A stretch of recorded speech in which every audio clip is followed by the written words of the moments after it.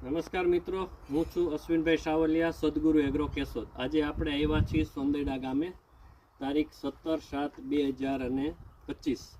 આજે મગફળી 1 મહિનાની થઈ છે હરદેવભાઈની. આપણે એની વાડીએ આવ્યા છીએ. આજે એ પાવરકેન એગ્રીકેમ કંપનીનું અને કેવલ જાઇમ મમરી બે મિક્સ કરી અને મગફળીમાં આપે છે અને પાછળ સાતી આખી નાખે છે.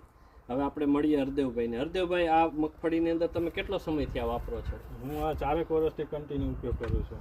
આનો તમને બેનિફિટ શું મળે છે? ફાયદો શું થાય છે વાપરવાથી આને બીપળી ઓછી થાય છે અને પછી ઉતારો સારું આવે છે, રિકવરી સારી રહે છે અને જમીન પોચી રહે છે. સમજાય? એટલે વીણવામાં પણ બહુ મજૂરી લાગતી નથી, ઉપાડવામાં જમીન પોચી રહે છે.